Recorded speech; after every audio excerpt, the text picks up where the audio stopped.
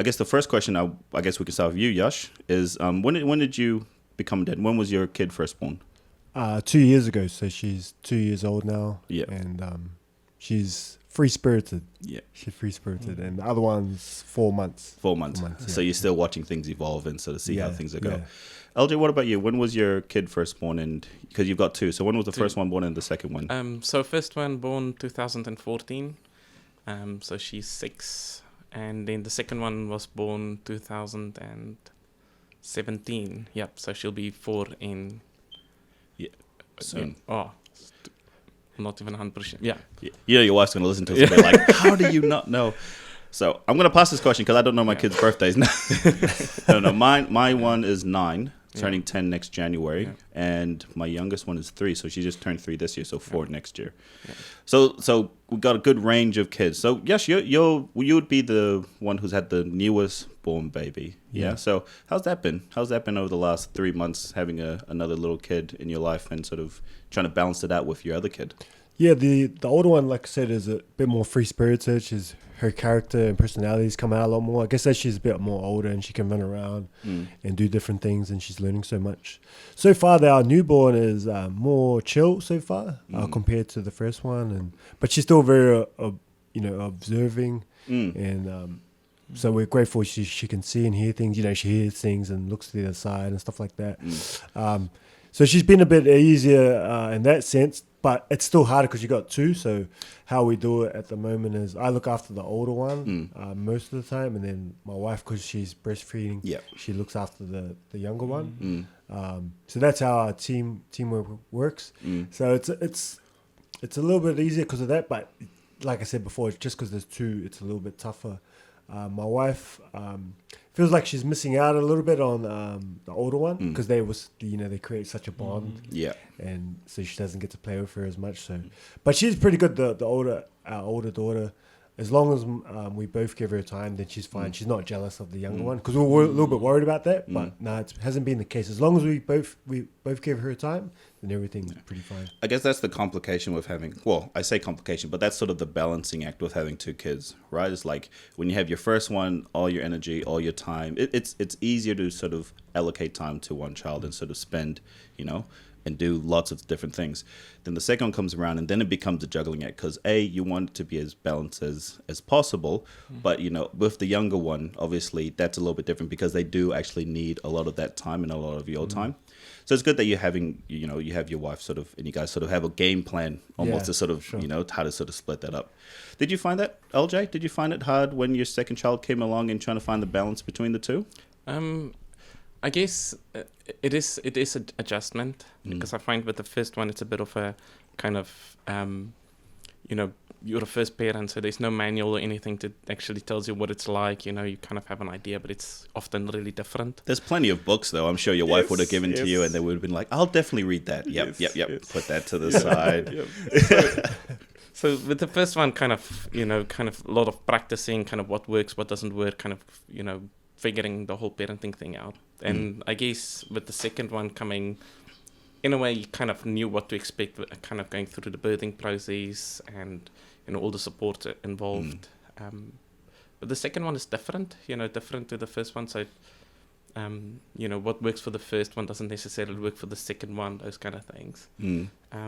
But I also found, with the first one, because she's a bit older, as she became more independent, we started having a bit more of freedom as a family, kind of can start traveling again and stuff like that. But when the second one came, it's kind of defaulting you back to, regular breastfeeding, regular naps, suddenly you're more housebound and having to access shops and stuff is a lot more harder. So there's a lot more planning needed, right? And I think I can relate with that one because my oldest one is, when my youngest one was born, 9 minus 3 is 6. So my oldest one was 6 at the time. And it did make it a lot more easier because by that time my oldest was quite independent. I've been very lucky. She's, she wakes up, she makes her own breakfast. She kind of is able to sort of, nothing complex. So I don't come in the morning. She's like scrambling eggs and sort of flipping sausages and bacon. One of these days, I'm sure. But she's very self-sufficient, which I think helped a lot in terms of the transition over having a new child.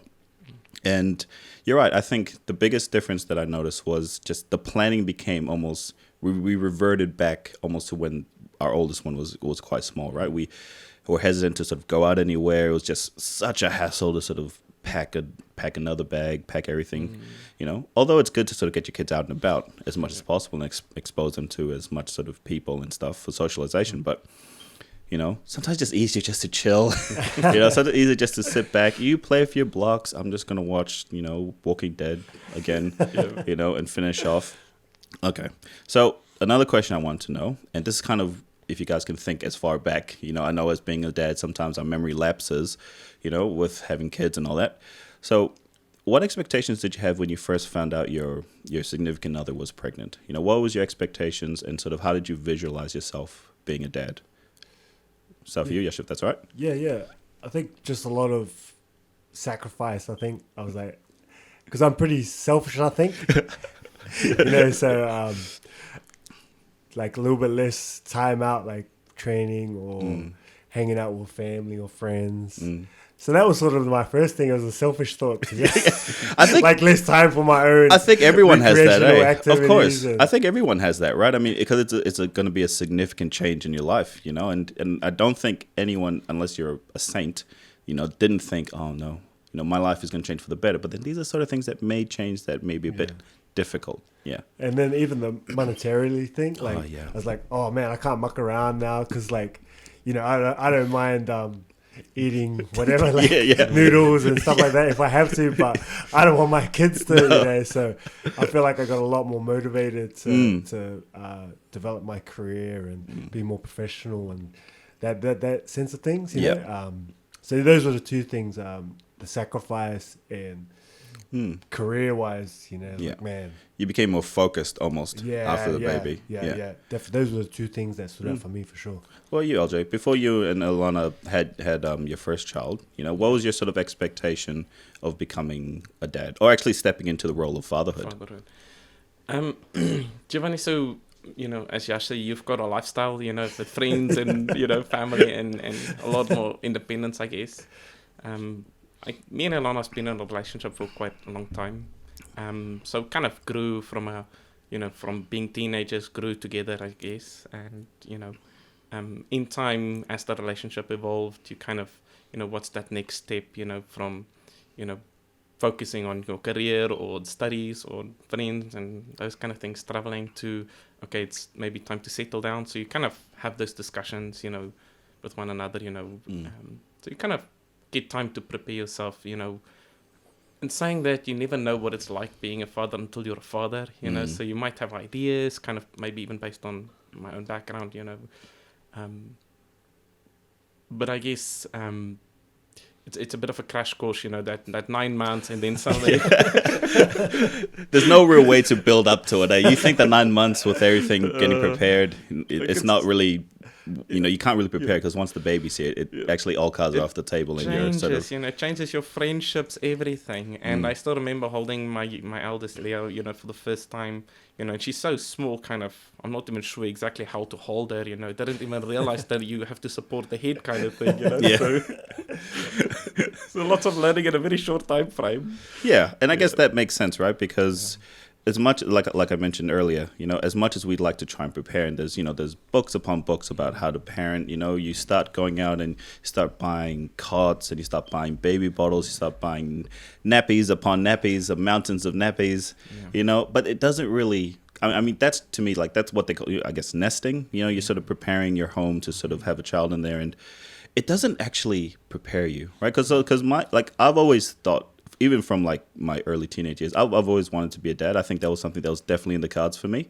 So we had summer, like my wife got pregnant, I think at 19, 20, I think. So we started quite young and nothing was really established. And so I could relate to you, Yash, in terms of saying once the kid came along, like pure focus, man. Absolutely pure focus about what I needed to do. And it's sort of like a weird feeling where And everyone can tell you, I'm also a very selfish person. Just, a very selfish person with my time, selfish, with sort of with my wants and my needs. But it sort of changed quite significantly when the child came, because I was living for someone else a little bit different to me. you know, which is a really weird feeling because, you know, like did the same for my partner at the same time, you know, we're sort of, but that relationship is also very different to when a child comes in as well, right? So my expectation was, I had no expectation. You know, I had a pretty good upbringing. I'm very lucky to have a pretty good upbringing. So I had a lot of stuff to sort of relate to and sort of ask questions to, and sort of my wife. So I guess the biggest expectation for me was that I can't be fucking around anymore. I can't be pissing about. At the time, I was working as a community support worker for like older adults. So it's like, but that was a career going nowhere. You know, so it was like, it was hard. Loved the job.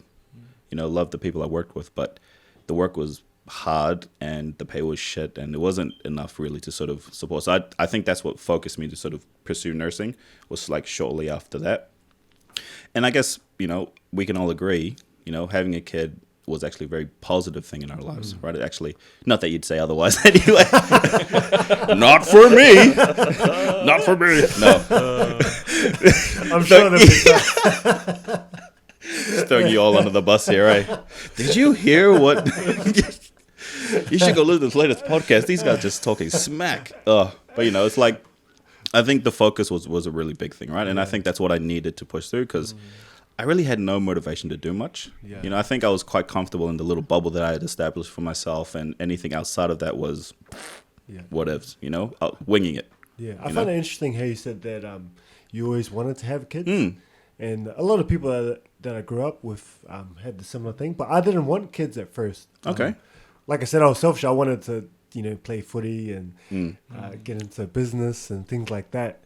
But once I sort of did those things, I was like, what's next? And I wanted to, I don't know, it was maybe because I'm 34, so it was when I turned 30, then I started to think, I want to have a family. I've sort of had my time in a way.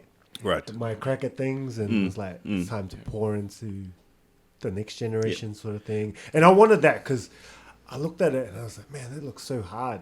Yeah. Parenting, and then, you know, I've been in family reunions and like it looks real hard, you know, taking kids in that and like, you know, and I was like, oh man, I think there's something in hard things. And, you know, you want your own. I felt like I wanted my own flesh and blood. And, you know, but I didn't want it early on. Yeah. It was only, I think when I turned like 30 sort of thing, I was like, your time's done, you know.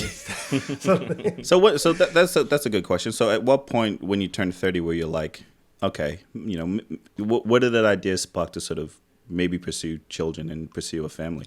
It was like, I guess it's a bit of a Christian thing, like God's love for, I wanted to understand that love, you know, of having kids. And I feel like traveling is a great experience and helps you grow.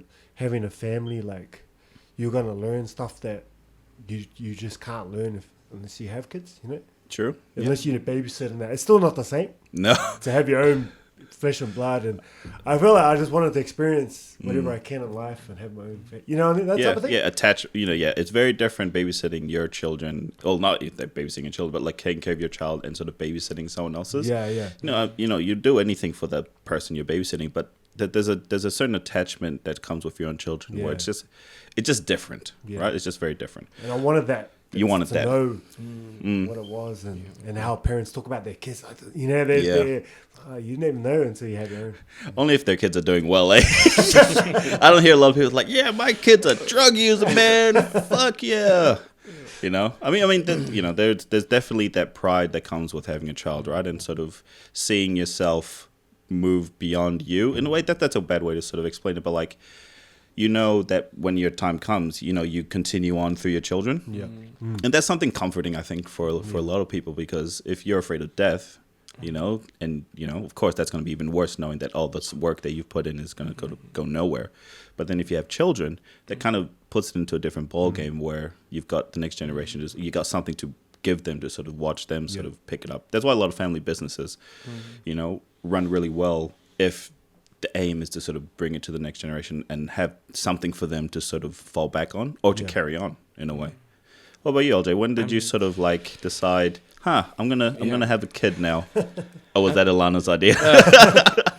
Giovanni, I think with me and Ilana as the relation, you know, when I met her, you know, kids were not on the table, you know, always that discussion, do you want kids someday? You know, I'm open to that, you know, that discussion. Yeah. But I guess as the relationship evolved and you reach your milestones, for example, studying and finding your first job and, start saving and traveling and all those things, it actually puts children off, as Yash was saying, easily into your 30s, because in your 20s you're kind of trying just to kind of make ends meet, I guess, and not well-paid jobs. Like I worked in a bakery, minimum salary, long hours, stuff like that. Having to go through nursing school, and doing lots of placements. And I guess the same end on the other half. But soon, I guess, then you kind of start achieving some of those goals as you put in hard work and stuff. And I guess for me, Leah was born when I was 30. So me and Ilana kind of reached a period in our relationship where we were married, went through the honeymoon kind of and marriage year in, what's our next, and that's when children automatically becomes part of the discussion. So it's kind of like a natural progression in many ways. So, yeah. And I guess, it was quite exciting for me, when Ilana said, okay, and with my agreement, like, let's try for children, never know, how, kind of, I think there's this sort of expectation when you are intimate, suddenly you'll become pregnant and you'll be a father kind of thing, but but it's not always like that, so No. let's try for children, so I thought let's just enjoy the journey, see where it brings us. I see what you did there. All right. So is that, Enjoy so, the journey. But it's different. Like Yeah. why I say that is suddenly, there's a bit of like reality come in where, I'm not pregnant, after the, first month, and, so you see that disappointment or that kind of the way it affects your other half, and you're like, well, it's still early days and stuff like that. Then you go, continue on that same journey kind of thing and continue to enjoy yourselves. So suddenly it becomes kind of like, I don't want to use the word, you're actively trying. So you kind of, it becomes bigger than, it's now you wanting to be parents. That's the goal. So suddenly you're trying and, that Different pathway. mindset, eh? Yes. And I think me and Ilana was fortunate within 2-3 months, we kind of realized, Ilana's pregnant. 2-3 months of having a good time. Yeah, but That's a long time. That's like so it starts just changing things, you know. Yeah. No, that makes sense. I guess it's sort of. I also reflect on sort of certain people that like you mentioned. You don't want to use the word trying, but there are a lot of couples out there that do try very hard and unfortunately don't get pregnant. So it is very. It is a blessing, and I guess we're very lucky to sort of be sitting in a place right now where we do have 2, healthy children and stuff like that. So, the journey was great, though. I do have to. The journey to children was awesome, and even better with the children here. I do have to say it is great. Yeah. So I also want to talk about, because we all grew up. We were all children once upon a time, right? I assume, So, how did sort of your parents influence you, in sort of how you parent now? I mean, did your mom or your dad sort of have a bigger influence? So how did that sort of work with you guys? Yeah, I knew my dad, and so I was maybe like 8 or 10, but I would see him on the weekends because mum and dad split. So my mum pretty much brought me and my siblings up. And she was pretty much hard out Catholic, and as long as I went to church and we had loko at night, she wasn't too fussed. She wasn't too fussed, and I guess I have carried some of that simplicity over, as that I want for my daughters. Be good people, respectful, and work hard, and go to church, and sort of beyond that, I'm not too fussed in a way. As long as they're respectful to people. I want, family and friends to say, oh, your kids are good kids, that sort of thing. So my mum had a real simple sort of outlook on everything, and she took people in and, really cared for people. So, it definitely has impacted me. I'm not too, I obviously want them to do well in school and sports and stuff like that, but if they're jerks, then, I feel like I would fail, sort of thing. Yeah. So, I do have expectations for them in that sense, but I just want them to be good family members and good, people out in society Yeah. and wherever they go. So It's like upstanding citizens. Yeah, for sure. Because you can only really blame the parent, can you? For sure. I think, yeah. I mean, we've all run into asshole kids, here and there. I mean, you're a PE teacher, I'm sure. Yeah. I'm not going to throw you under the bus. I was about to say, I'm sure you run into a few, but I'm not. I do. Yeah. More than I. More than you'd like, you know? So it's like, how much do you think does parenting play and society play in sort of how kids sort of evolve forward? What do you guys think? I think a big part. Yeah. Really big part. Yeah. Which part? The parenting part or society part? Personally, I think parenting part, especially for that initial developing stages of the first 3 years, kind of building personality, kind of values. Society always plays its part, but I think it stems from home and then kind of expands out into the community. So you think nurture has a much more bigger environment, more bigger play than actually the Yeah. environment influencing? Yeah. Okay, that's interesting. Yeah, I think that those first 7 to 10 years or whatever, kids are so absorbing so much, and their concentration's good in that, and they're just taking in everything around them. And then as we get older, we get more distracted and have all these different things that pulls us in different ways. But I think at that age, it's just whatever's around them, and that's us, the parents. Yeah. And so they're just absorbing everything. So I agree. I think the parenting has more of an effect than society. And to add to that, as an example, as a kid gets born, they're like sponges. They just look and absorb and learn, and so they grow very quickly within that first initial stages. So I think a lot of parents, and to some degree, this element of truth is, they expect when they say something, the kids would learn through that action, but it's actually they see and learn more through your actions as parents. So for example, how you would approach a situation, or how you would conduct yourself, or for example, how you would show love or kindness or hold, or so it's in many ways it's through your actions. Even those subtle daily kind of things at home that actually I think kids, they just absorb and learn and respond to that very quickly. I mean, that makes sense, right? Because a child's first learning environment is home, right? So if you're going to learn anything that's going to set you up for wider society, you'd hope that you'd have the fundamentals and the basics at home. And I guess if we sort of look at the people, like me and you, we work with a lot of clients, with personal issues, psychosocial issues, mix on top of that, maybe some mental illness and stuff. We know how important a stable environment at home is for the growth of a child, So I think it is there's a lot of emphasis that needs to be put on parents to sort of provide that as best as possible. Now, me sitting here and saying that is simplifying a bit too much, right? Because life is complicated, society is very complicated. It's not easy to just say, oh no, this is what you need to provide for a child, because, some parents work 3 jobs, so now they can't actually spend their quality time, they have to rely on others. And sometimes it's out of their hands to a certain degree, right? Because if you're not home to sort of, nurture your child, they're going to find it elsewhere, So it does play a big important. I think it's a little bit of both, right? So I think the initial part, it needs to be, the parents need to be the first involvement and the first teachers, right? And then that kind of sets them up to sort of almost know the difference between right and wrong in society, and they will make those choices. I mean, that's my hope anyways, that they sort of know from being at home what's right and wrong.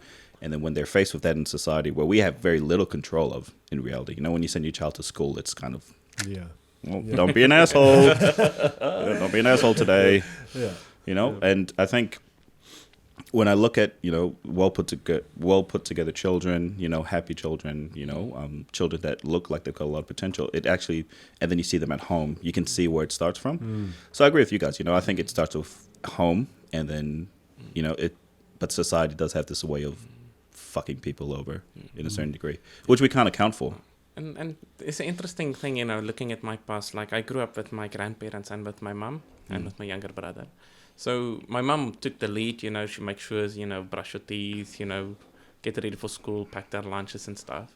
But, as kids, you kind of push the boundaries and stuff. So if mum says no, for example, grandparents would step in and reinforce mum in many ways, So they're supposed to do. Yeah. Islander parents, not so much, right? Mum said no. Oh, grandma, can I go this? Oh, you can do this. I'm like, shame. Yeah. And in a way, so because my parents split up, when I was young as well. So So I would see my father, during school holidays and stuff like that. And I guess, so my grandfather took a bigger role kind of in that kind of daily kind of parenting in many ways. And then also sometimes my uncles, would come around and stuff. So that's like father figures and stuff.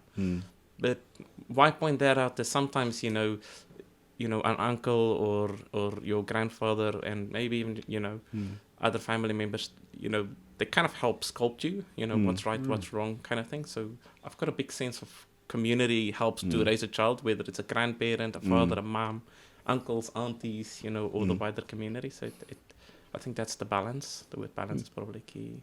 I think that's very similar to Pacific communities, right? We, yes, there's the home parents, but like if you go to church a lot and you go to like a lot of church functions and stuff, you do get raised by a lot of aunties and cousins and stuff like that. So I guess that's something similar.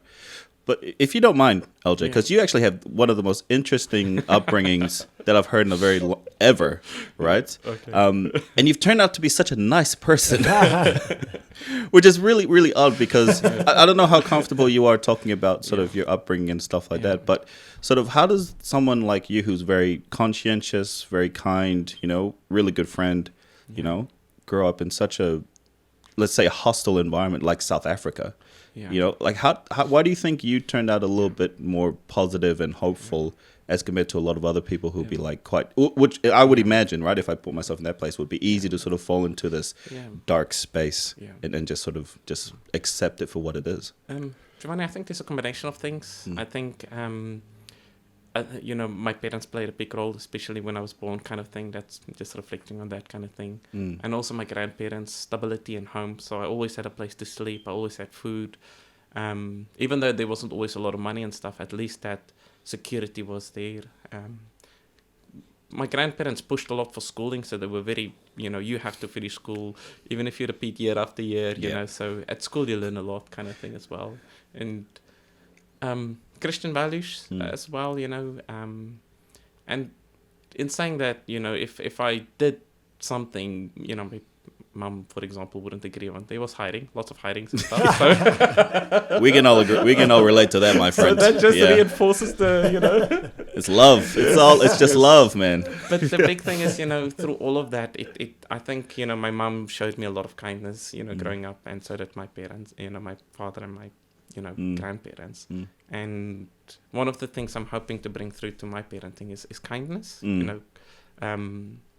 because there will be days, where you're frustrated with your kids and, annoyed and, just want to pull an ear or do a smack or do something, as I grew up, kind of thing.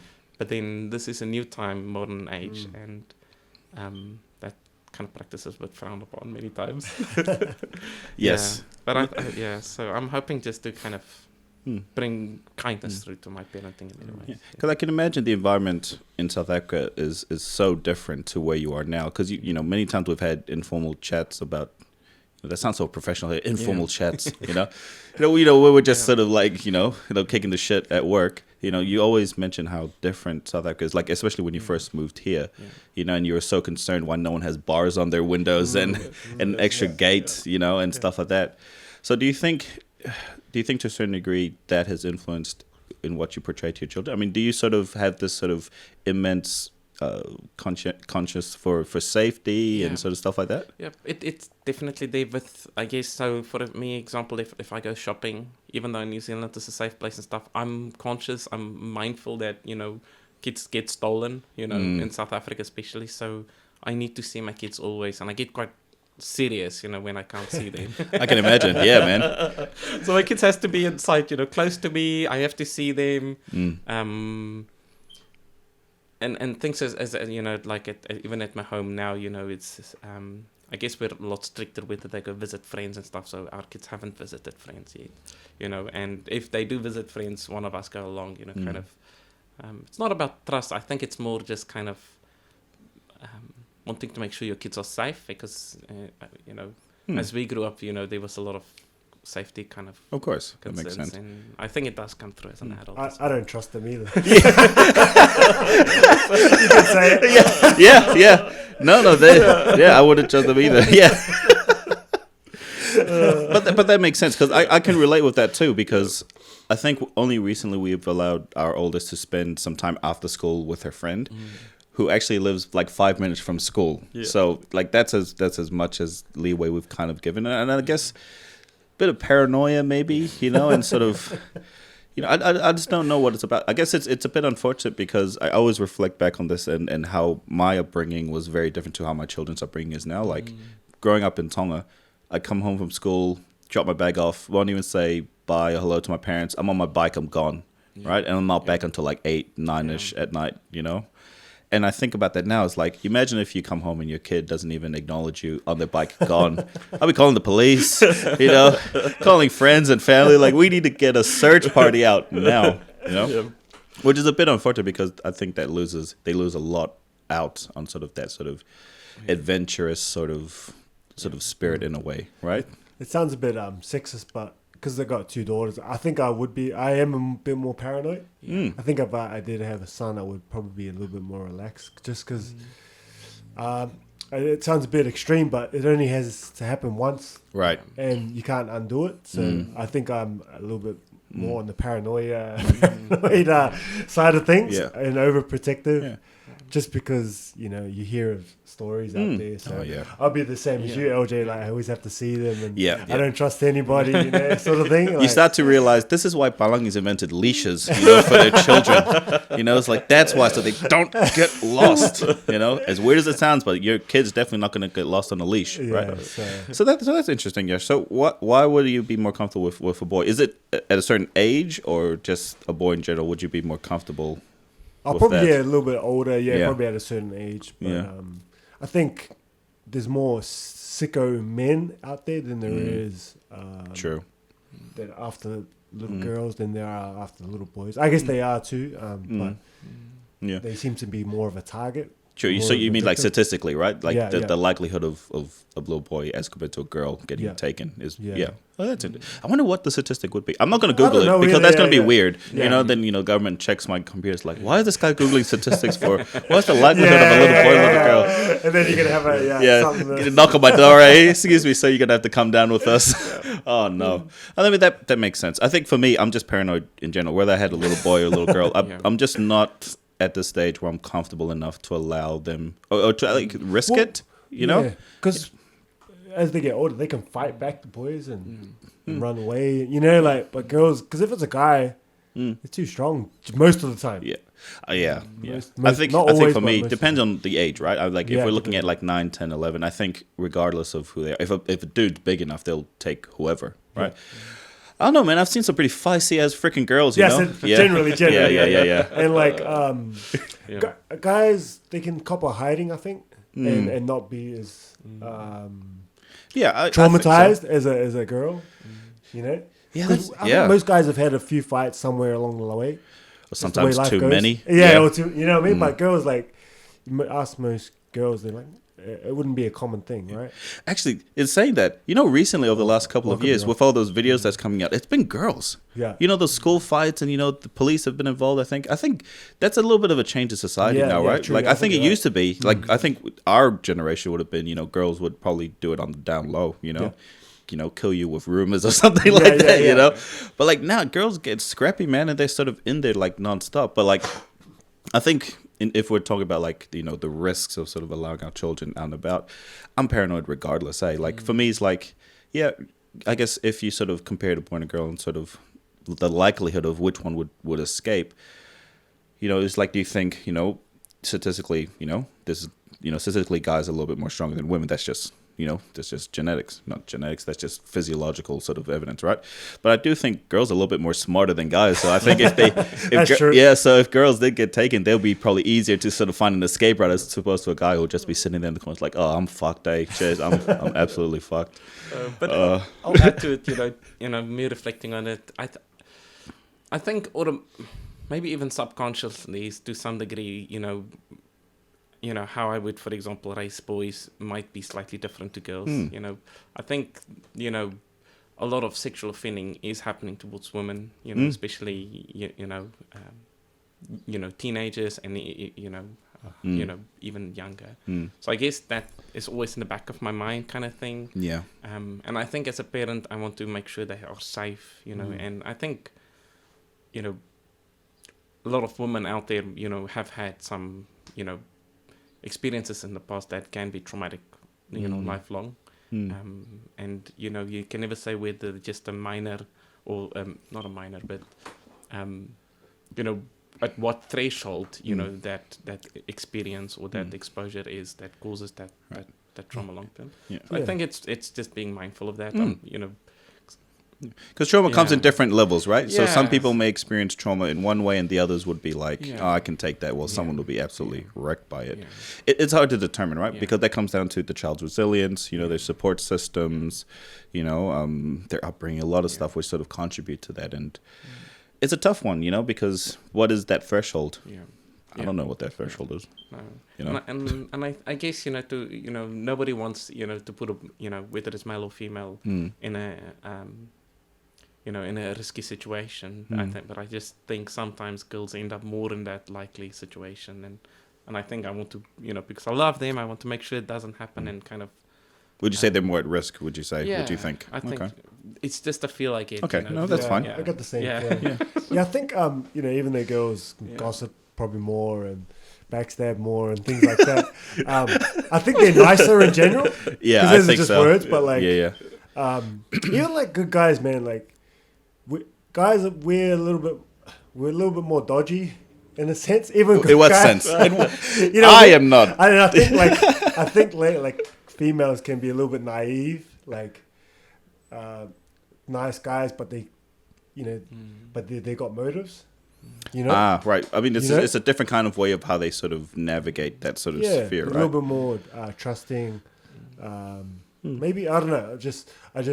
I see maybe friends or family say, "Oh, that guy's a nice guy," but I'm like, I don't know. No, he's I don't not. know. eh? Yeah, you know, no. because us guys know the way other guys think more, and ladies they don't. They think like, "No, he's alright." Oh, we And I'm pick- like, you nah, reckon nah. we pick I up played on it footy more, with eh? that guy, and Yeah, he's putting Yeah. it on to get Yeah. what he wants. Yeah. You know. yeah, But they don't know that. yeah.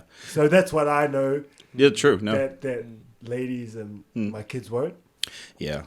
You have Crafty, like guys. what are they called? Men sluts. Yeah, yeah. You know, And they're professional, you know. They know Yeah, what of to course. say and what to do, how to carry themselves, and that's a generational thing, right? Because like I think that's less and less. I could be wrong, you know, but like the people that I sort of hang out with and the people that I sort of see, I think that sort of like attitude towards women is changing and evolving for the better.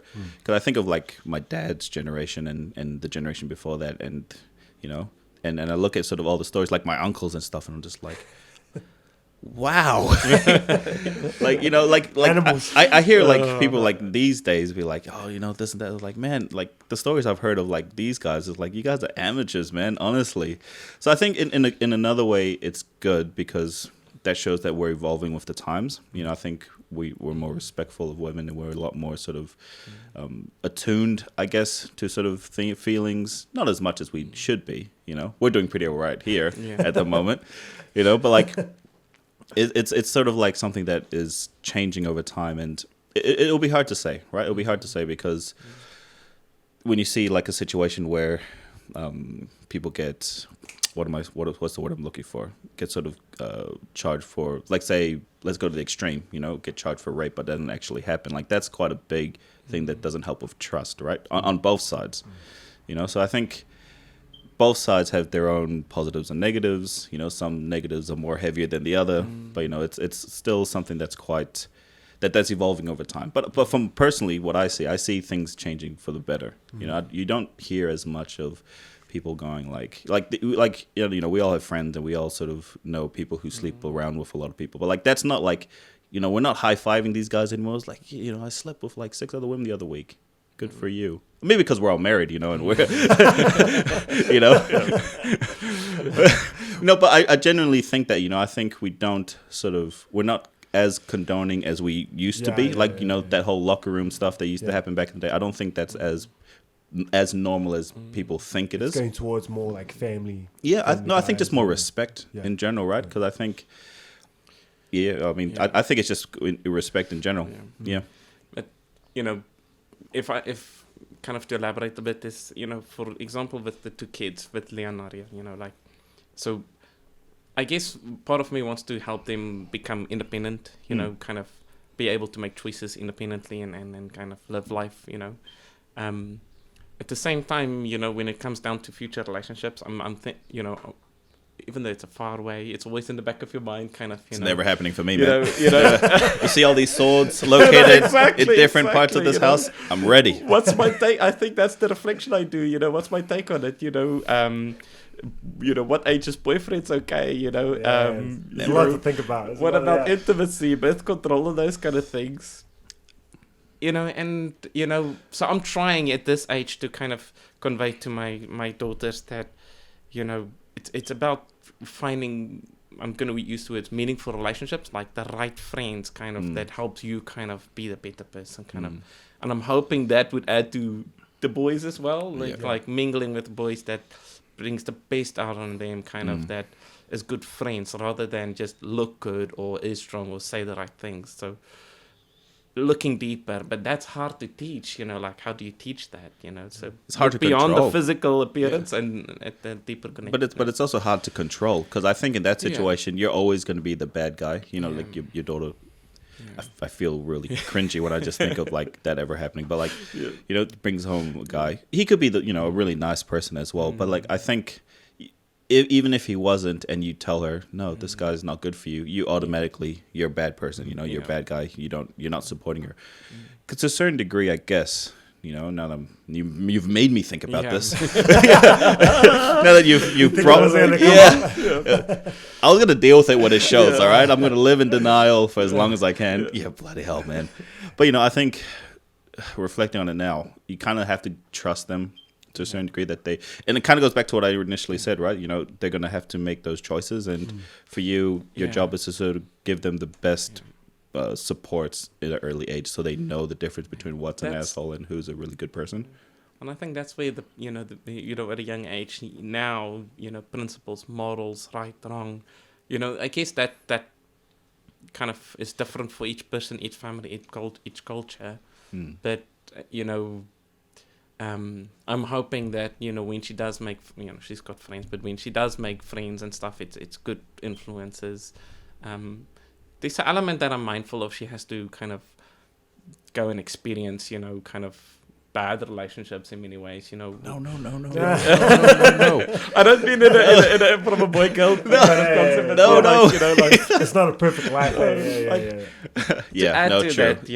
I've experienced many things in life. I'm lucky that hasn't, it kind of helped me reflect on, what life is. So I feel that, I'm able to navigate life, with all the challenges it brings and all the positives it brings. And so I feel that sometimes when something bad does happen, you kind of grow through that situation. And, so even though I want to protect my kids, I do want them to, like if they do fall, hey, it's okay. They is a bit hurt, let's put a plaster on, kind of thing. So it's hard to find that balance, Even though we've mostly talk about like the safety and that aspect of boyfriend, girlfriend, and that, like I'm overprotective in terms of like I want them to be around good people and that as well, because I don't want them to hang around with losers who use bad language, not just like swearing. I mean like that aren't trying to improve and always bringing people down, not talking a very negative sort of like view on things. So it's not just that aspect, but just being around people that are pursuing things and trying to achieve and positive influences. And then just having a good network of friends and just being around a good environment, that's pretty much another thing. Aspect to it as well. I guess that's always going to be the hope, right? Is that you sort of, it reminds me when I first took my oldest out of daycare and into like proper school, right? Because in daycare, and actually that's probably like one of the best euphemisms I can use, is that in daycare you have to sign them in, you have to sign them out. There's 3 gates to even get out of the place. There's constant observation, and then you take them to school and the gates are wide open. It's like And I remember asking the principal, because, usually if it's your first time, your parent, maybe meet the principal, vice principal, and they'll sort of take you around the school and explain what's happening. Because, parents are very anxious having their kids move into, like, big school, because you hear, there's bullies, there's some not nice people, there's the access is quite, it's quite open. And the first thing in my head that I saw was, their fence is quite open, like straight onto the main road. And so I sort of asked them, how do you guys stop the kids from running onto the road? And she kind of looks at me. It's like, like this is, new parent, new person bringing to school, Yes. Which she probably deals with all the time, right? She's like, usually kids know not to run onto the road. I was like, that's a good point. Yes. But, it's also, it's like you're going to have to trust them to sort of make those correct decisions. And you kind of have to, if you haven't sort of done the right thing by your child, there's going to be gaps in everywhere you sort of go, right? There's no such thing as a perfect parent. You're not always going to be able to purvey your messages as an adult and sort of as well as you'd like them to be. But, to a certain degree, you're going to have to sort of do your best and then sort of allow them to sort of make those choices, whether they be good or bad, and just roll with it.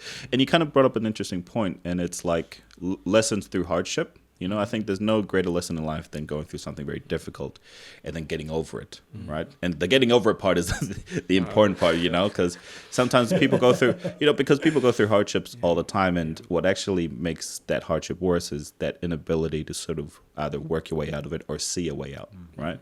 That's why you have a lot of people sitting in very depressed states. Sometimes, you look at your financial situation and, it gets quite overwhelming and you just can't figure a way out. That's how a lot of sort of people sort of in their lives, do a lot of sort of like bad stuff to themselves and to others, and I think trying to, and this is going to be difficult, it's like, how do you sort of provide that motivation to a child, to know that no matter what, you have the strength to sort of get over it and stuff.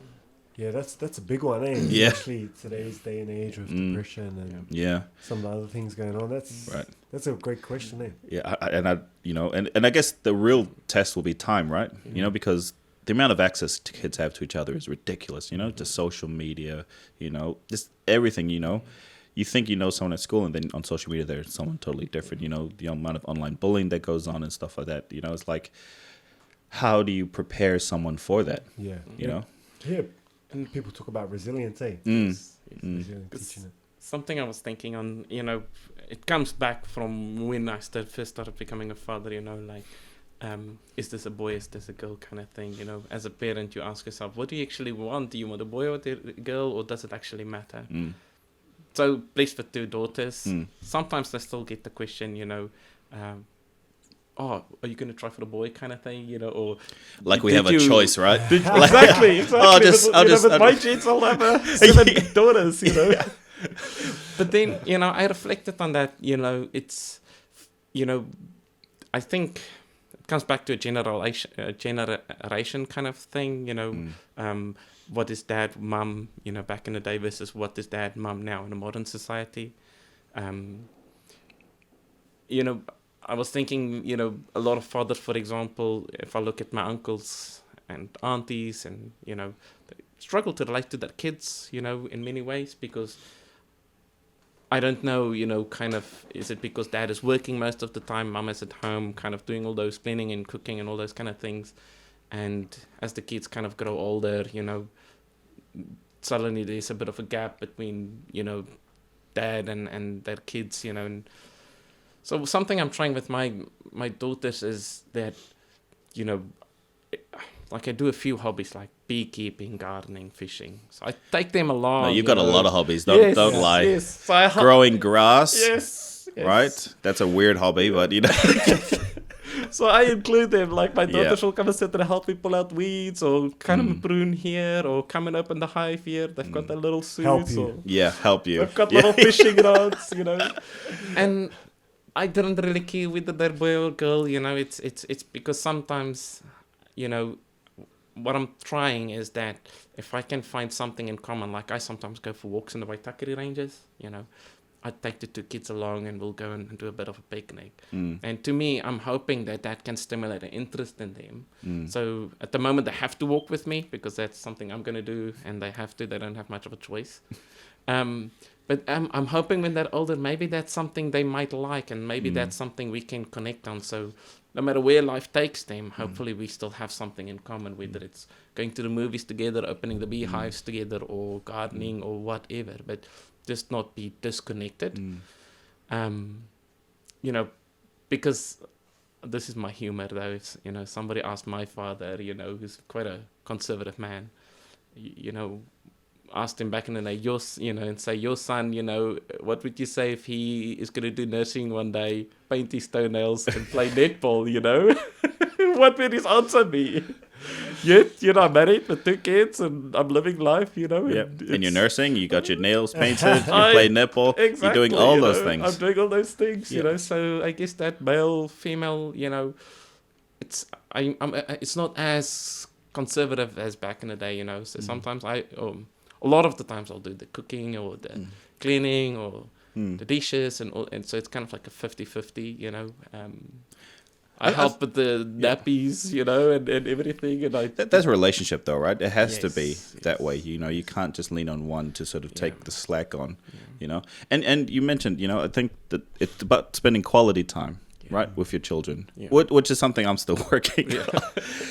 I find that very hard to sometimes because some of the things they want to do, I don't want to do, and some things I want to do, they don't want any part of at all. It's easier said than done. That's why I say they have to walk with me, Yeah. So they don't want to, but they have to, Yeah.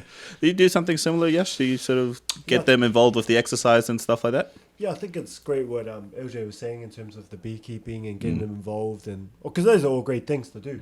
Whether they pick it up or not, they're still productive and good for themselves, the environment, and everything like that. And I really like that. I think it's good for us to teach them as much as possible experiences and stuff. Because even though they're all going to make mistakes, but the more we can educate them and groom them, and they'll make less bigger ones. And so there's less trauma or working back to fix things. The more wiser we are. So if I make 3 mistakes, big life-changing mistakes, as opposed to 5. So I think it's very important because we're all gonna I don't know anybody who hasn't had some sort of big thing happen in their lives. So it's going to happen to our daughters, no matter what. But if we can equip them and teach them in a way that they can be resilient and know that when this happens, you respond this way, and that they'll be impacted less and have less experiences like that. So that's the way I'm thinking, because time goes if I make a big mistake that I could have avoided, I'm wasting time trying to get over this or fix it that I could be spending on the next thing. Right. So I think those things in terms of educating them for going through the bush and different things, teaching them as much as we can while we got them. Because once they get to teenagers and that, they start making their own friends and doing different things. And then, they don't want to do what we forced them to do. Their own interests. But I do try to get them into exercising and that. But with, same as you, hopefully they like it and want to pick it up. And that becomes a part of their lifestyle as well. No, absolutely. And I think that's going to be the biggest part, I think, in sort of our role as dads, is to sort of try and support them to be a little bit resilient. I think it comes from both parents, right? But because we're speaking particularly about sort of being a father, I think that is one of our biggest roles, right? For me, what I sort of see like a father role to be is someone that's sort of the rock that sort of is there, no matter what happens in the family, in the world and stuff, the dad's going to be there to support you regardless of where they end up in the world, So in saying that, before you guys came through, I was reading stuff, which has really fallen back quite a bit over the last couple of years. And it's sort of something interesting came out of it.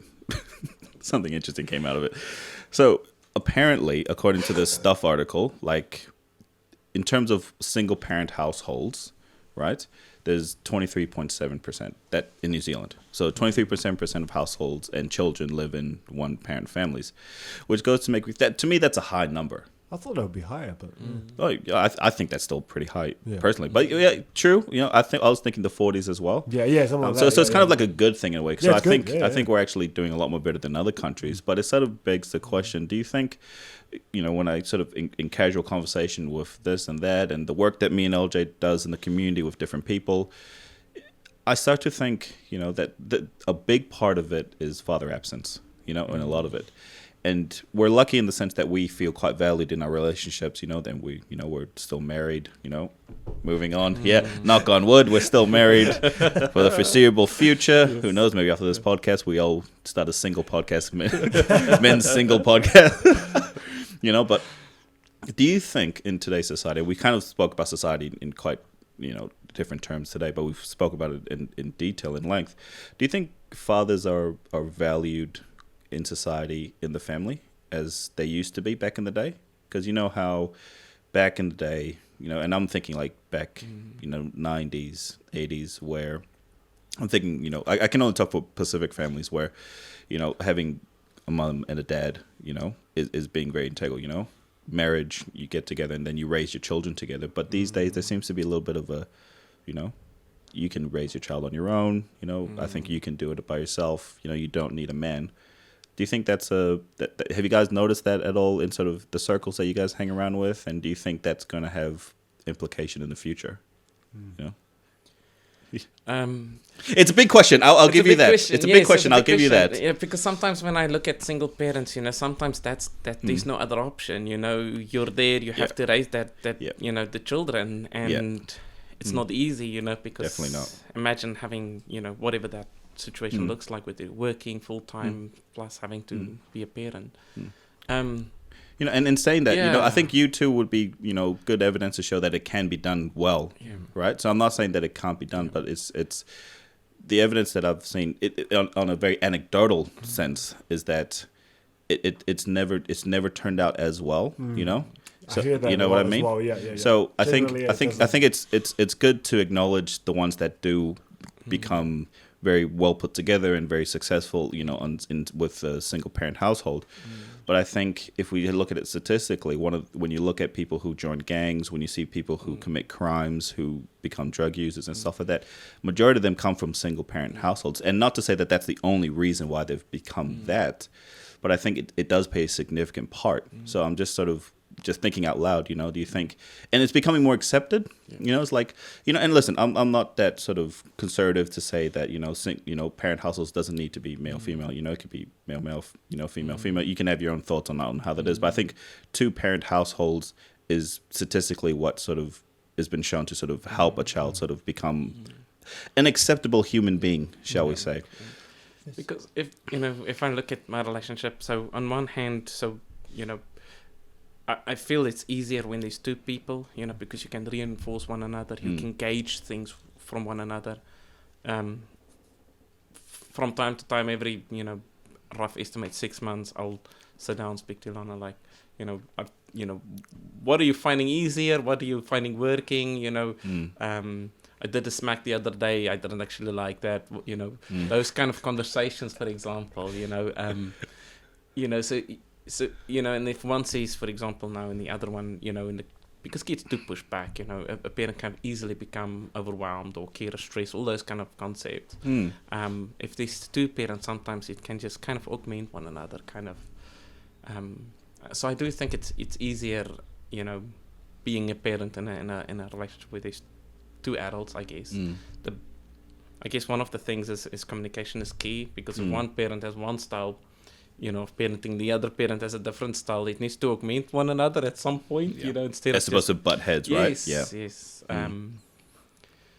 Yeah, I mean, that makes sense. And then I guess that's one of the reasons why 2 parent households is deemed to be like a much more healthier environment for a growing child, So it's something that's changing, and I guess, I mean, I'm all for, empowerment and sort of, people standing on their own 2 feet and sort of getting that. But it's a bit difficult, and I guess we can all sort of attest to that a child is a much more different sort of, ball game when it comes to sort of being independent, right? Because I think it's very difficult. It's hard, it's hard to balance things. It's not impossible, but it is very hard. And sometimes, as much as you'd like to try and shield someone from all that stuff, they do get exposed to some of their frustrations, Yeah, I think there's you end up with holes. I guess you always end up with holes whether you have 2 parents or one, but I think you have more holes. Probably more. Because you learn from your mother and your father different aspects of life, and good cop, bad cop, like all these different things that you'll get from your mom, and then some from your dad, and personality things, and so I think you get less holes, and I think what's it called? I don't know where I was going. You probably become more well-rounded. Yeah, more I guess. well-rounded. You possibly become more well-rounded. Yeah. So sorry. No, go on. was thinking was, I feel like when I was looking into being a father, and I heard a lot about the stats on the couples more successful and the kids if the parents are together and that, and having that face-to-face contact, looking at your baby, getting close, and they can take in things and stuff. But then I was just thinking this is more of an anecdotal thing that. But if you look at history, like a lot of the fathers were away on like wars and missions and things like that, and even more recent times. But the kid would still want to see their daddy, and they would search across the world to see their daddy. And I'm like, I guess we have like quite a unique, a new unique thing that even some kids that they were brought up by their mum and the dad was useless, they still want to see daddy. Yeah. It's quite a unique thing, eh? Yeah. Yes, yeah. If movies has taught me anything in this world, it makes sense if you sort of put it in a way where there's always going to be that longing to sort of know your parent, right? I think whether and I'm kind of speaking out of turn here because I don't have direct experience with this, but the people that I've talked to, even people that we work with, there's always this longing to sort of know where you come from, and I think part of that is knowing who your father is or who your mother is, depending on who you grew up with, and that's probably just like human nature in a certain degree, right? I mean, I guess also the other question, when people went off to wars and sort of the children left their home, I think at the same time the mom was still very supportive of the dad and said a lot of good stuff about him, and supported him and made the child quite proud that their dad has gone off to war. I mean, look at World War II. People left for 2-3 years on a campaign, right, and never returned until after the war was done. Yeah, even the like Mongol, what is it, Genghis Khan, and all these different empires. And people went on crusades. Yeah, crusades. They'll away for ages, and then they'll come back, and they'll carry on like they never left. Yeah, and the kids would love them. Yeah, that's crazy. Yeah, it's unconditional love. Yeah, I think it's one of those things where you feel maybe the child feels just lucky to have them back, right? Yeah. I think there's still going to be issues, because like anything that goes, you go away for a long time, especially if you go into war, which is a very traumatic thing in itself. You come back and you will be, if you're not resilient enough to sort of deal with all that stuff, which is fucking hard. You can imagine going to war and just, you're the last guy alive in your platoon, and then you have to come back and try to live life like it's normal. That kind of issue becomes a little bit more apparent to the child, and sometimes I guess children can sometimes try and fix things, because they think they can sort of help, but it becomes But like, if I look at my household, the role I play kind of, and I think it becomes more clearer as time passes, as you're still more and more involved. I've grown so much as a father from when I started 6 years ago, from where I'm now, I've got a feeling I'm going to grow a lot more as the kids grow older. But look at the variation in our house. So there's 2 adults, mum, dad kind of thing in my household. So mum would, as we speak, sit and make a dress, sitting there, making it, sewing, all those kind of things, cutting patterns and all those things. And the kids would walk up to her and, have interest what's mum doing. But after a while, often they'll walk out and, I'm in the garden, pulling out weeds or doing something, so it's slightly different. So then they'll come and have a look at what I'm doing, and we might do some things together. And then they'll off to play, So I think because there's different adults with different interests still in the same household, it brings variation within the household. Yeah.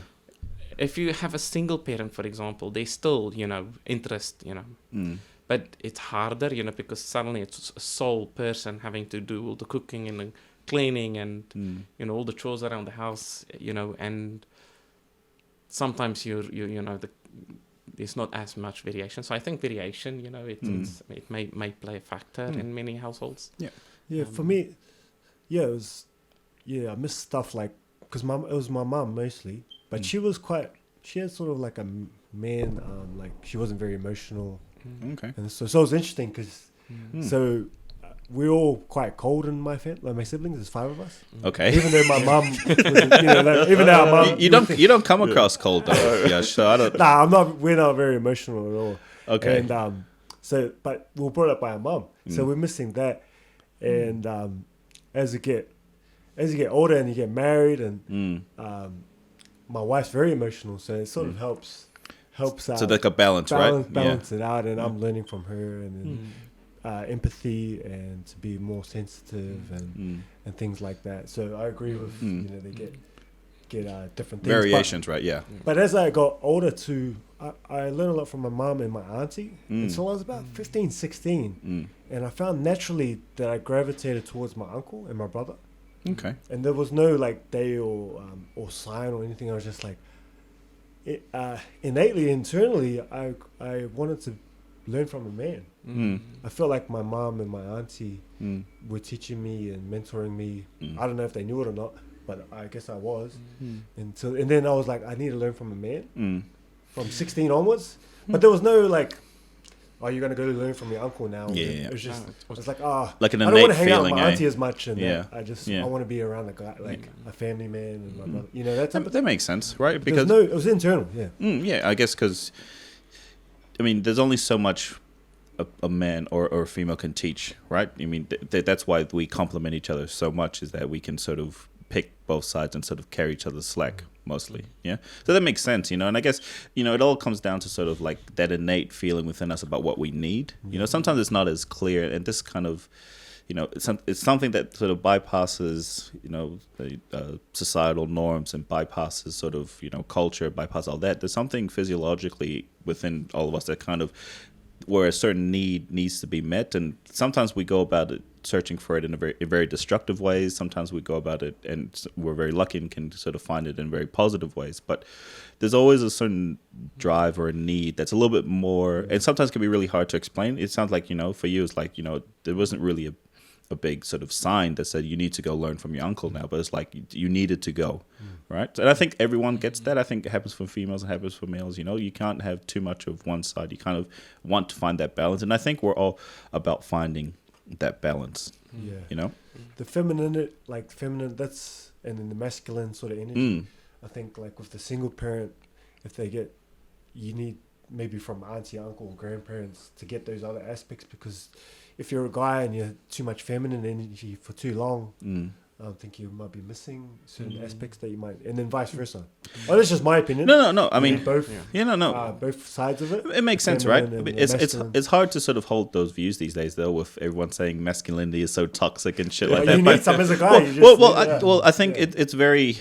That's too simplistic to look at it. How they say everything masculine is we all should be.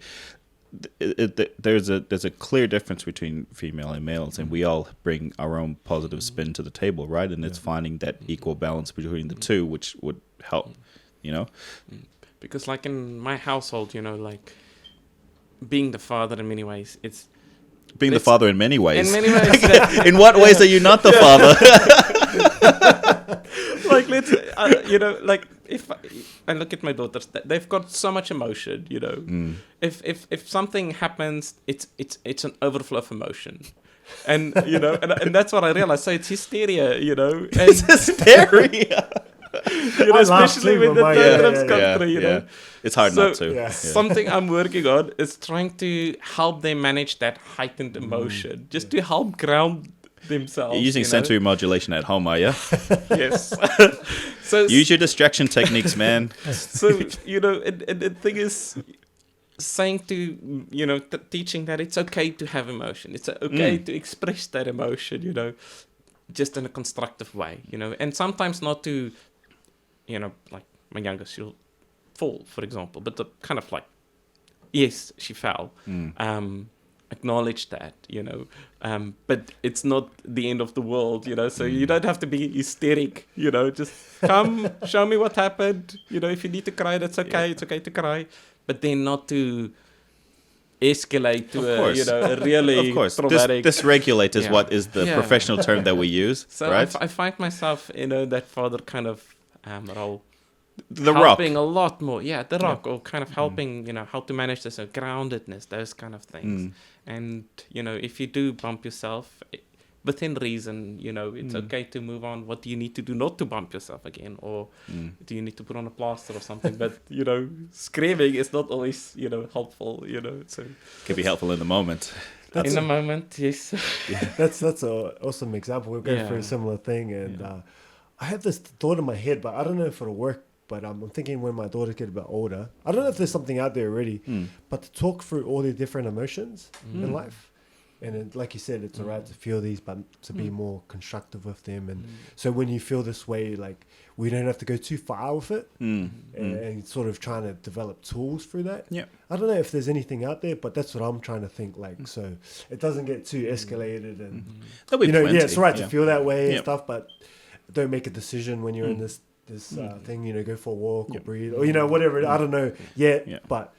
No, for sure. And I get think them to be more aware of it. Yeah. And I think it's what LJ was saying, you know, teach them how to be grounded, and you mentioned aspects of ACT therapy, you know, the acceptance and commitment therapy. But, you know, it's like, and this is the hard one because children are riddled with emotion, right? A lot of the time, that's what drives them day to day. You know, it's like, I want a cookie, and then you just fucking lose your mind because you can't have a cookie, right? My youngest one does that a lot. Oh, yes. You know, just sit there and just, you know, just absolutely like, and sometimes that's helpful because I think it is good to express emotion. And the worst thing you can do is tell a child, hold that down, you know. But I think there's better ways. And I think this comes with time and support, is that you're able to sort of tell your child, you know, okay, you can't have a cookie now, you know. But what do we need to do sort of, you know, maybe later after dinner you can have a cookie, you know, or sort of, if you talk about emotion, is giving them like the proper channels on how to manage that more constructively. You know, sports a good one. You know, sports is a great way to sort of help exert all your energy, and so you're a little bit more in control when sort of negative stuff happens, you know. So there's plenty of stuff, right? There's plenty of tools that parents can help kids learn, but I think it's allowing them also to sort of express that emotion when it needs to. Like, fuck, can you try and tell a girl, you know, if they fall down, don't cry. Don't cry. Kind of makes them cry more, right? Don't you dare do it. Don't you do it. You know, I think, you know, and I guess we kind of get caught up in that sometimes, you know, is that we want them to grow up too quick, you know, and I'm guilty of that too. It's like, I kind of, you know, in a sort of way, when something bad happens to them, I want them to sort of already have the tools to sort of deal with it. Which I have to constantly remind myself that, you know, my kid's only 9, the other one's 3, you know, they will take some time to sort of learn these skills. And that's, I guess, it always comes back to our original conversation about the parents being the first home to learn from, you know, and it's our job to sort of provide them with the supports and teach them these tools on how to regulate their emotions, how to manage these outbursts, and how to control and probably even sort of like focus, you know, these sort of emotions a lot of the time. Because how I see it, you know, it takes days, step by step kind of thing, but managing all that emotion, grounding yourself, you know, if you do get hurt, for example, and you're able to work through that, I think it's that stepping stones to adulthood, because things will go wrong on that journey, and it's important to acknowledge it. It's, you know, and if you have those emotions, go through those emotions, you know. But I think that helps you with that independence, you know, as an adult, you know. So if you know, things that does happen, like redundancies or financial hardship or you know, relationship kind of, you know, issues in the future, it just kind of helps, you know. I'm hoping that these stepping stones will help them navigate life. It takes us back to nursing school, LJ. Eric Erickson's stages of psychosocial development, you know. I definitely want them to, you know, have their emotions and help them deal with it and that. But maybe it's just because I'm not very emotional, but I want them to get to the other side in a little way, because I feel like the emotion can control too much where there's no talking to them. And in terms of like self-control and discipline and all that, like if you go on like every emotion, you won't get anything done. And you can become like a 30-40-year-old and you still like crying because you don't get your cookie. You know, so you gotta, I think I'm more into feeling your emotion and stuff, but you've got to learn to in a controlled sort of way. And you can get like pushed around and controlled so much that you get distracted from your goals and what you're supposed to do, like based on your emotion in it. And I guess sometimes it can be good to sort of be, I wouldn't say, you know, I guess you sort of describe you and your brothers as cold, but maybe you guys are just more in control of sort of the way that you react to certain things. I mean, some people do that as a coping. It's just a way of coping. A coping a way to cope. And there's I would say there's some utility to that, because that takes a lot of control to sort of manage that. You know, it's like something negative happens and you're like, oh well, I guess what do we need to do next to deal with it? You know, how do we manage that? And to a certain degree, I'm like that in a way where something negative happens, and I'm just like, oh, this fucking sucks. But okay, what do we need to do next? Unless it's something like big, you know, like a death in the family, stuff like that stuff that really gets to me. But like other stuff is like, I'll probably get a little bit. I get more frustrated about stuff now, which is a bit odd. But I think back in the day, like when something would happen, I'll be like, oh well, okay. It's either I forget about it completely and move on, or if it's something I need to fix now, I'll try and fix it then. Yeah. And I think that's something that is important, because as much as we'd like to sort of say, and it's quite popular to say, we should be expressing our emotions. We should be expressing our emotions. But yes, we should be, but within our own control. You know, like, trust me. Me and LJ work with people who can't control their emotions, and I tell you what, it's very difficult to get anything done if you can't control that. That's what I'm getting at. Yeah. So I think to a certain degree, that takes half a day, takes 2 days. You know, so you're wasting a lot of time. By not getting. Like getting frustrated, right? Like something's happening, you get too frustrated, you can't even think about how to sort of manage that, right? We've all been there to certain degrees, right? Where you just get so frustrated. Maybe it's a new business, maybe it's something at work, maybe it's something that you needed to do, but you know, you get so frustrated and overwhelmed, you just think, fuck it, leave it.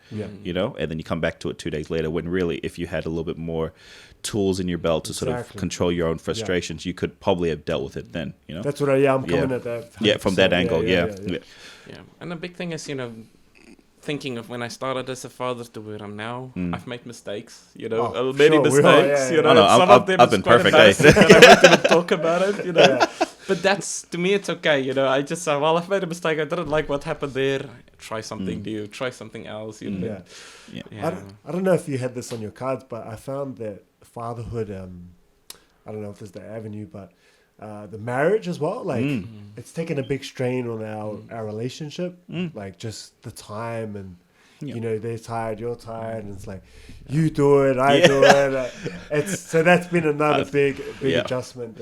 I think that's part of the marriage. Constantly working through, you know. I think that's part of the marriage checklist. You know, checklist say like, oh, like you go do it, or no, I go do it. No, I'm too tired. Okay, now we've passed that in our relationship, and I guess that's perfect, because that segues into the next question I wanted to ask.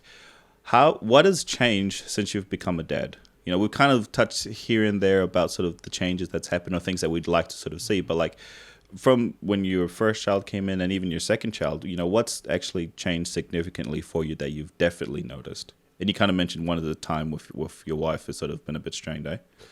Yeah, for sure. Yeah. It's, you know, we don't go out on dates that much. Probably as they get older, like when our other one got to 1, before we had our first one, we started to get out because she could run around and stuff. But then when we had a second one, we're starting again. Yeah. So you don't have the dates, and maybe, I don't know if it's excuses, but I'm a bit more tired to be creative, and like, I used to do more thoughtful things. But I've been more lazier, and then if I do have time or energy, it's pretty sad to say, but it's more of a selfish thing. I'll use that little bit of energy to do something to please myself, you know?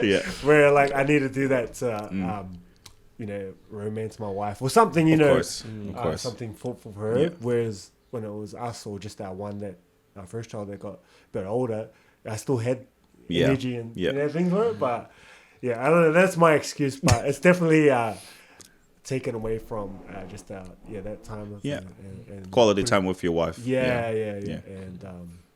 And then time for her to do the things that gives her energy. You know, she's creative, and so if I'm not pulling my weight and, you know, taking the kids for a bit, she doesn't get time to refuel. You know, so that's. It comes back to the balancing act at the same time. What about you, LJ? What have you noticed? Very similar to Yash. You know, like I find, you know, both me and the other half is not as spontaneous as we used to be. You know, easily let's just go do browsing at the shop, or let's go to the movie. So let's go and hang out with our mates. You know, and so it's changed everything. It changed our friendships. You know, it changed our relationship. Just how we spend day to day kind of things. I would say now for the better. But it is different, you know. So instead of going, you know, to hang out with your friend's place, now you have to kind of consider, can the kids come along, and what are they going to do there? Are you going to focus more on the kids than on your friendship? You know, babysitters, all those things. So suddenly things can become quite expensive. If you want to go to the movies, do you get a babysitter? What do you pay her? Those questions come up. But it's also tiredness, you know, like tired with the firstborn, secondborn increased that tiredness. So you're really busy, and so it's definitely a big life change. I can imagine all the moms are listening to us now. Is like, you guys are fucking tired. I know. You guys are fucking tired. They're rolling their eyes right now. Like, look at these sons of bitches. Look at these sons of bitches saying they're tired. Please try giving birth. They always have that. Yeah. Like, all right, you win. You can take that one. You can take. I take it all back. But it can't be helped, right? Because if you think of like we said earlier, if you think of relationships being being a balancing act, you can't help but sort of take on some of that tiredness, right? Yeah. I mean, fuck. I mean, you go to work and then you have to come back and then you have to support everyone, and you like you mentioned, you want to give your wife some time out to sort of do the things that she enjoys, that she wants to pursue. That's not easy, right? I think that the biggest changes that I've noticed, to be honest, fatherhood kind of suits me. I stay home a lot anyway, so like I'm very, I'm very talkative. I'm very, I can talk people's ears off for years and years. If I have to go out, I can be very social and stuff like that. But if I had to choose, and LJ can tell you this, I would rather just come home. I have not gone to any work function so far since I've worked there, and they've stopped inviting me. That's how bad it is. They don't even bother. They're like, "Oh, LJ, do you want to come to the bar later?" It's like, "Oh, I've got this." It's like, "No, you're good, mate," and then move on to the next one. Well, at least that better be the freaking reason. But I think it's like I've grown up a very selfish person, so I feel like I'm not able to sort of do as much as I would like. I still do bits and pieces here and there, but I think that's more like, I deserve this. I'm going to do this for myself, but like my wife's very supportive of that. Sometimes you do need a little bit of stuff to do for yourself. I think self-care is very important. So whatever that looks for different people, I think you need to be doing that, Yeah. I think that's been a big thing for us, because my wife's similar to you. Like she'll prefer to stay home and all that. But I need this, like, you need social stuff. Once like, of course, probably a lot more regular than she does. And so there's been a bit of a clash on that. Like, you want to go out and I just stay home and look. I don't like that question, because I know that's not a real question. Yes. Like, I'll just stay home with the kids. You can go. Like, I feel there's a trick here. I'll just stay. This is why women are much more intelligent than men. They can play us that way. So that's been a tough one. So, but I'm as the older second one gets older and she can get off the breast and that, then I'll try to take more. Take the baby more so she can get her fill sort of thing in the cup. Yeah. And I think it's all about timing, right? Because I did notice that once my oldest one, when she got to like 4 or 5, we were doing a lot more other things. And I think that's just the natural progression of things, right? You have to be at home, you have to provide and be supportive with the baby and stuff like that until they get to a certain age. They're a little bit more independent. I mean, we're, having a 3 and a 9-year-old is a little bit more easier now, because you kind of can just like, here's some books, here's some blocks and stuff you guys can play, and we'll go and, maybe fold some washing. Fold some washing. Sounds good. We do some washing. We do a lot of washing, but we don't. The folding is always to be desired, left to be desired. Yeah. But you're able to sort of do a little bit more other things, and I think that's what I've noticed over time is that you slowly get back these things. I mean, the good thing about me and my wife is that we can be social if we want to, but our preference will always be to be at home. Be at home. No, I'm thinking about it. My wife's been more social than I have lately. But anyway, doing like school stuff, right? Like she goes and supports a lot of the school production. She, they went watering the gardens yesterday. It's like, do you want to come water the gardens? Nope. I'm gonna be here. But I think that's been the biggest change. But I think like we've all seen the difference, and I think over time as the kids get older, we'll slowly get back that semblance of what we would classify as sort of our usual. It's very humbling, like, before you might be doing certain things, but people go, "Oh, how was your day?" It's like, "Oh yeah, we cleaned up some spew, changed some nappies, and sometimes it's just you and your kids and your wife, and for hours, you're feeding. It's not very exciting, sort of. environment, you yeah. know, when you reflect on it and you tell your stories. Yeah. Compared to what you might have Of done course, before, you know. yeah. So it's very humbling. You're knee deep in parenthood is when you smell something off and it's like, when you smell like poo, and then you just pick up your kid and then you just smell it. It's like, oh no, you're like, it just doesn't phase you anymore. You're like, oh no, need a change, run off and You change. get poo on your hands and it doesn't bother you. Or Yeah, whatever, it's whatevs. Yeah, spewed on your shoulder. Yep. Nope. It's all fine. You know. So we've talked about what's changed. What hasn't changed? What from having your kid? What hasn't changed in your life? I think a lot has changed for me. Yeah. I think my interest, for nature and stuff hasn't changed. I had to adapt my interest a little bit, but it's still there, I still have many of my interests like fishing. I still enjoy that as well and stuff.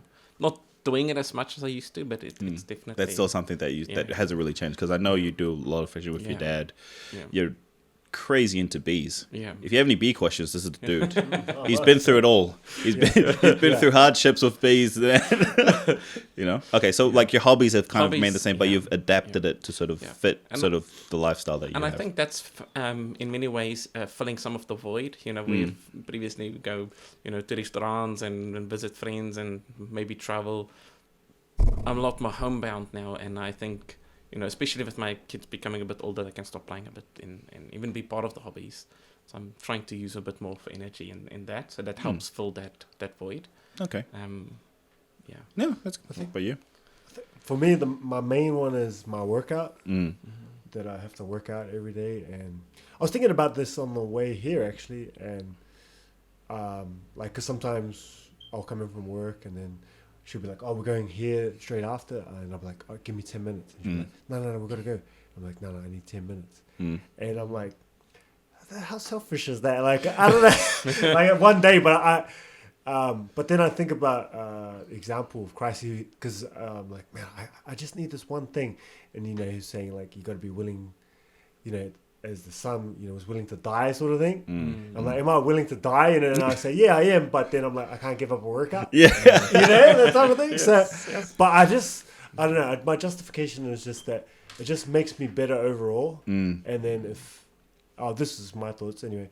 But if I don't work out and I go, I'm just going to be a lump of shit sort of thing. Yeah. Sitting around and not really. It makes sense, right? Physiologically, working out and stuff is very important. But I think what even more important that is routine. Yeah. Right. And I think if your routine is broken, I mean, we all know how hard is it to establish a routine to begin with, right? What is it, like 4 weeks or something like that of something consistently before it becomes something like that, right?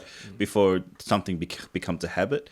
And I think it's so hard once you break that routine, right? It's all pretty much downhill. And I've done through a lot of routines over my time, and each one, every time it breaks, it's almost like, oh well, I'll just move on. So I think it is important, right? It is hard when you sort of just get back and you need to go somewhere, right? Like 10 minutes tops. I just need to do this. But I think it's important to you. Yeah, I don't function that well. Call it addiction or whatever, but I just won't be that great of a person wherever we're going or whatever we're doing. And I guess like maybe other people, they'll be like, you can give up a day. But for me, it's an obsession. Yeah. I can't unless it's the rest day. But usually a Sunday I can do it. Yeah. But other day, but that's part of the routine though, right? Yeah. Go off on the Sunday. Yeah. But I'll add to that, so this is slightly controversial, but...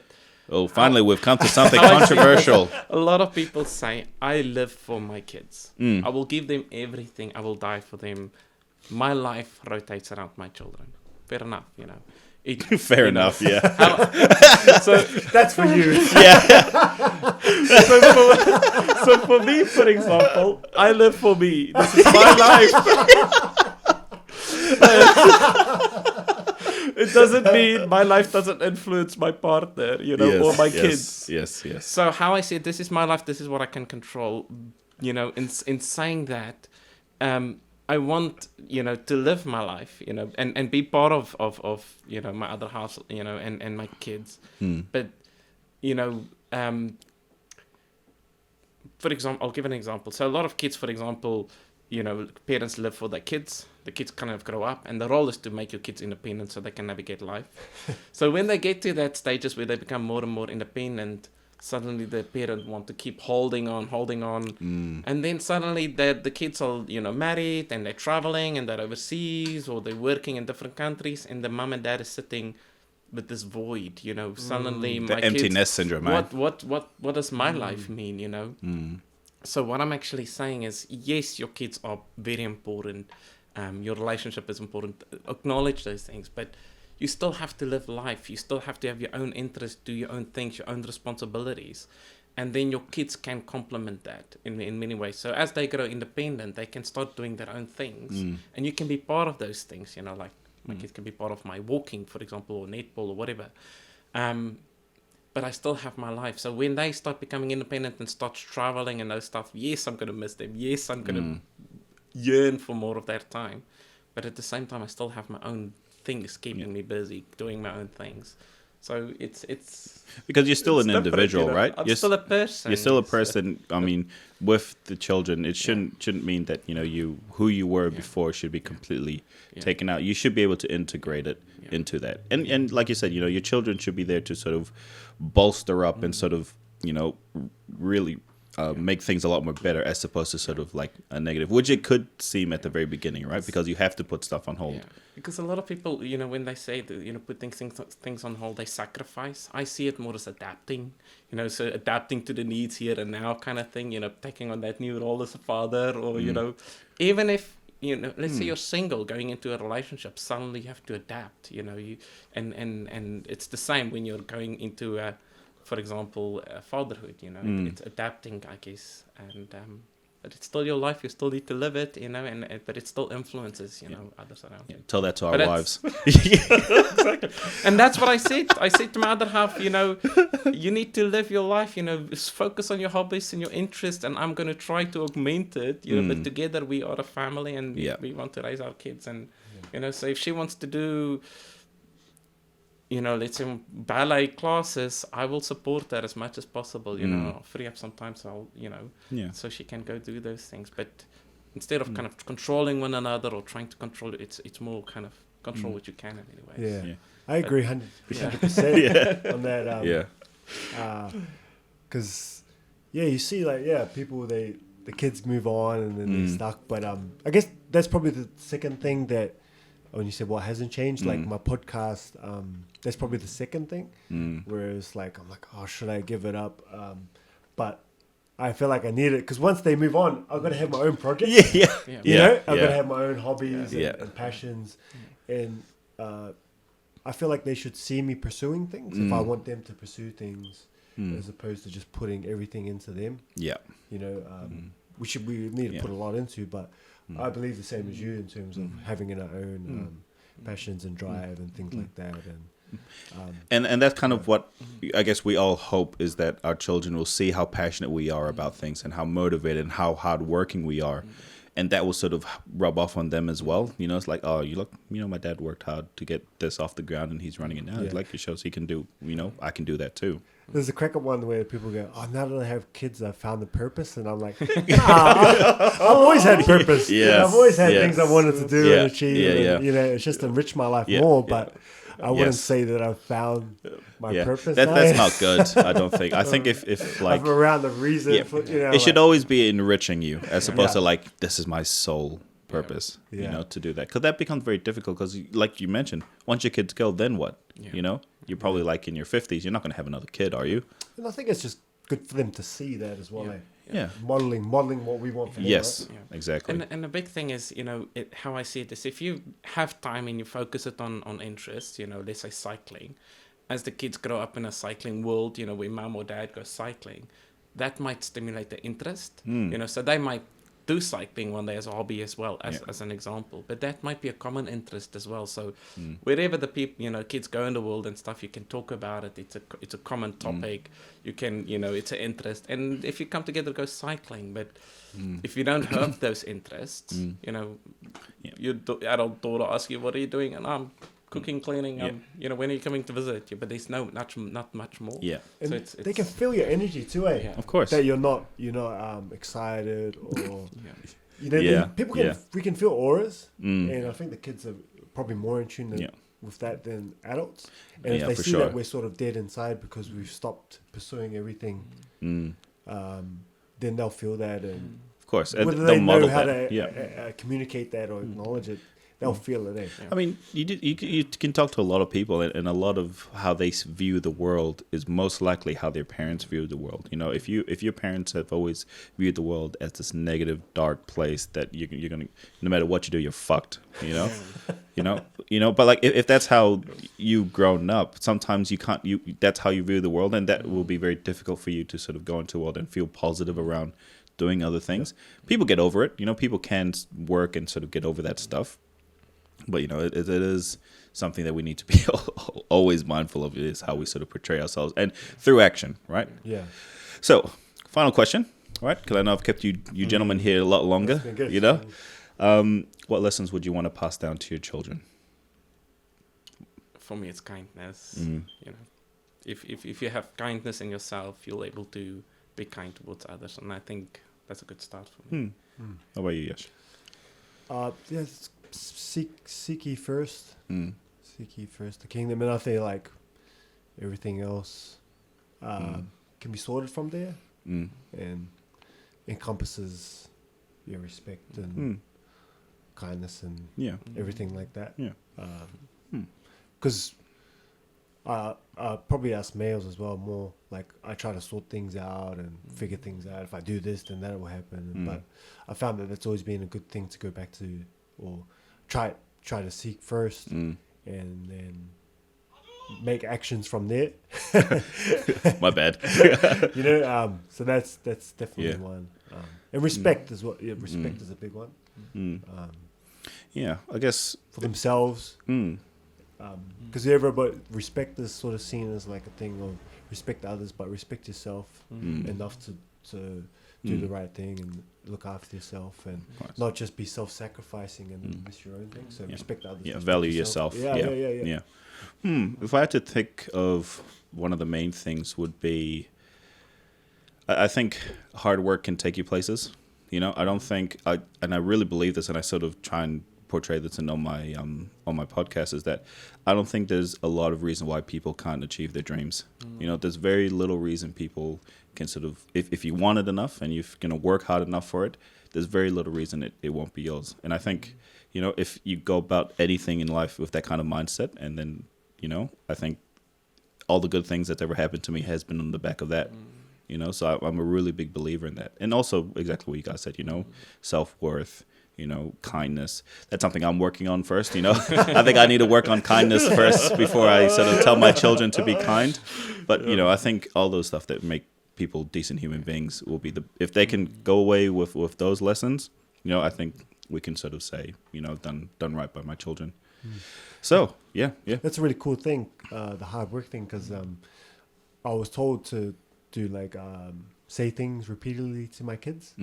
You know, even though they're babies, that you speak life. And one of the things I say is I said, you know, you can do anything you want as long as you're willing to work hard. I don't want them to have this false thing of you can do anything you want, just like that. No. You know, like if you're willing to work hard, and, if you want to, and you got to work for it. Sacrifice a lot, but you can do it. But it's gonna come at a cost. You need to earn it. You know, nothing in this world is really going to be given to you. You know, I mean, we can all sort of, you know, been through life in different aspects and sort of can sort of agree with that. And I think the one thing that I've known you, LJ, for like a long time, and you know, even just knowing you quite recently, Yash, but from what I can know from you guys so far is that you've all worked hard to get to where you guys are now. You know, so I think that's a big lesson to be learned. Yeah. So we'll finish off. What are you guys doing for Christmas? We have like a theme this year, just different countries. So each family has to do bring some food based on their country. So our one's Spain, and we have to dress up a certain way. So we're doing the running with the bulls. So white and red. Nice. Spain, and we're still trying to work on an item. Okay. We're trying to work on. You can dress as a bull and then chase someone. Yeah, we're thinking something like that. Yeah. We're trying to think of something like that. But my goal for my kid is my oldest one is just get used to the water since it's summer. So that probably that's probably the main thing. Nice. Family time, and then getting you used to the water. I want them to be able to swim. With all this heat, man, the water would be blessing, man. What about you, LJ? What are you doing for Christmas? Family and friends. Yeah. Same with me. Yeah. I ain't doing jack shit this Christmas, man. I'm going to be selfish. Man, thank you boys for joining me today, man. Thanks for having I really us. appreciate it. No, thank you, guys.